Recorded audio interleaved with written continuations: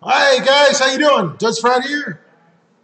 All right, a little off the beaten path here, a little different kind of stream, but I just thought, guys, Windows 10.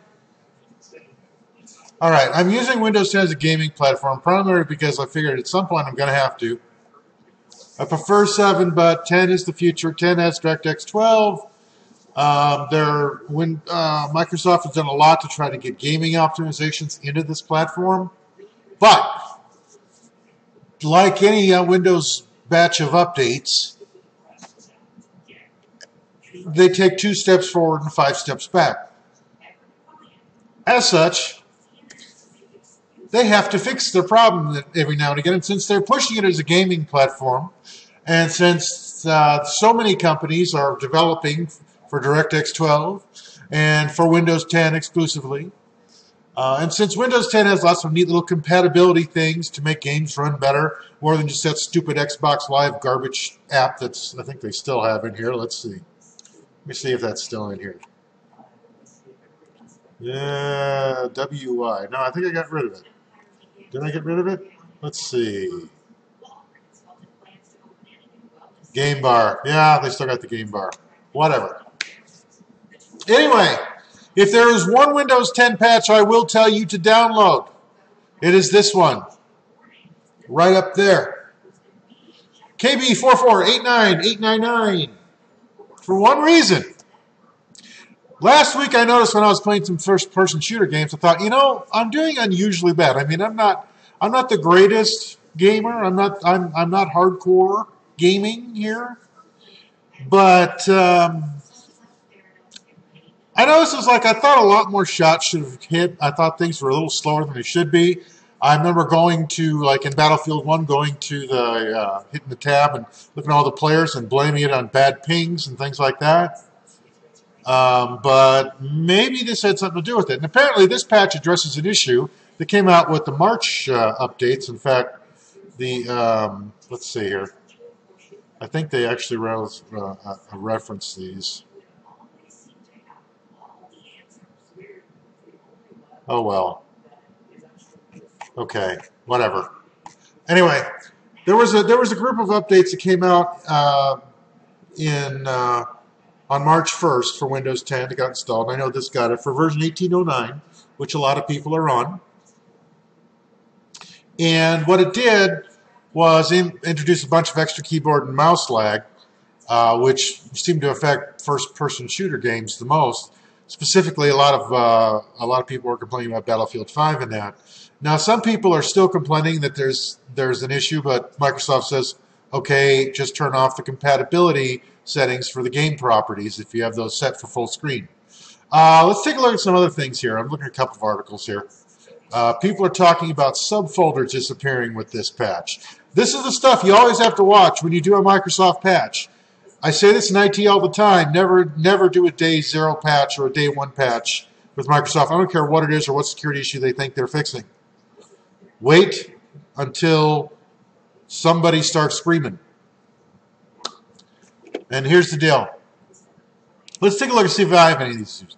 Subfolders disappear. Users report an issue with lost the subfolders they had under favorites. Okay. Let's see if I even have favorites.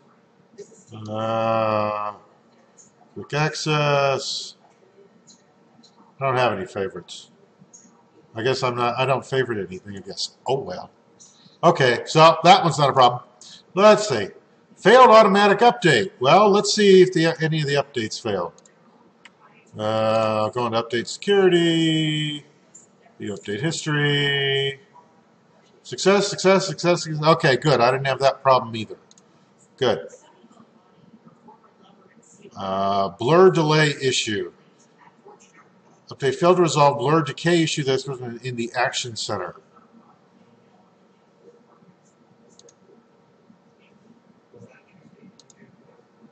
Doesn't seem to be a problem. Chrome text rendering bug. Well, I'm looking at Chrome right now. The text looks okay. Let's see. Have I increased this? No, it's 100%. Performance issues in games. Okay, this is what I was talking about. Open the game properties, navigate compatibility tab, and disable full screen optimizations. Close the dialog. Okay, so that means, all right, so what that means is you're basically going to have to go find the executable of your game. In this case, I'm going to look for Battlefield 1, so that should be program files,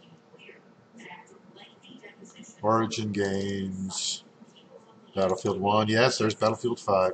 Let's see if we can find the executable.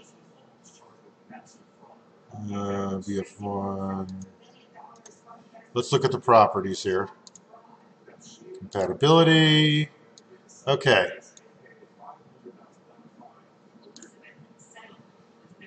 Navigate compatibility, disable full screen optimization. Settings. Compatibility. Run this compatibility, reduce. Okay, disable full screen optimizations. Okay. So what you do is you find your game executable, go here, check this, say apply, and that should fix the problem. We'll see. Let's see what the known issues are with this update. Blah, blah, blah. Authentication issues in IE11. Well, who cares? Who uses IE11? All right, so bottom line, folks. I know this seems like a useless video.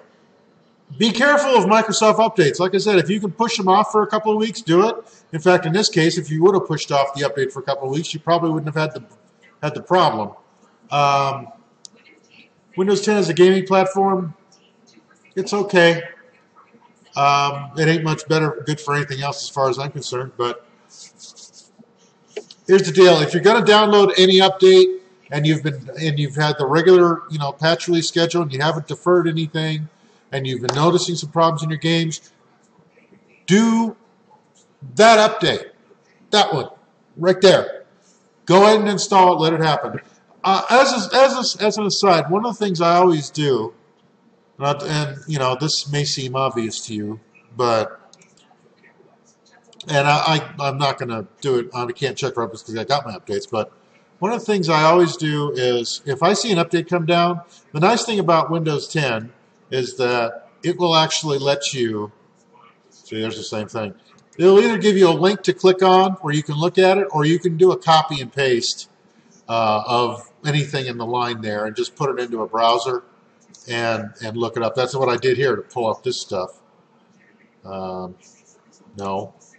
That's how I got some of the information about this patch. I do that with all of the Microsoft patches that come down just to see what they're going to do so I don't have a nasty surprise. Especially do it with Windows 7. If you guys are still running Windows 7, make sure that you do your due diligence, because one of the things I've noticed, and I actually saw this at work this week, Microsoft is trying to reactivate their stupid Windows 10 nag screens because, of course, all support ends for Windows 7 on January 20th, 2020, I think. I think it's 1/20/20. Whatever. Anyway, check those because it'll re-enable the stupid nag screens that pop up, and I actually saw this happen, which was bad because where I work, I have very tightly controlled desktops, apparently not tightly controlled enough, to the point where I don't want people dealing with any kind of Microsoft patching.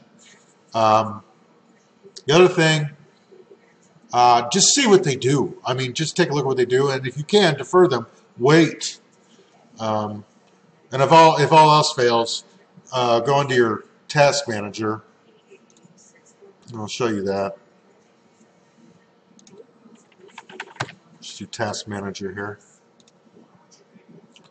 And look for, actually, I definitely want task manager on one. Schedule, there we go, task scheduler. I'm stupid.